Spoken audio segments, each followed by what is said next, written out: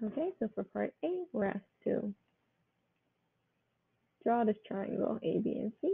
So we have, let's see, we have 0, 0.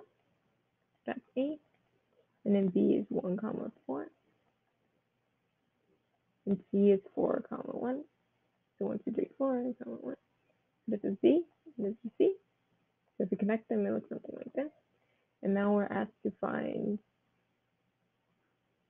the distance between the line AC and the point B. So the point B is 4, 1. Actually, that's 1, 4. Sorry about that.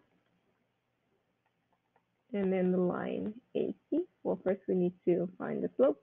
That's M is equal to, well, we have 1 minus 0 over 4.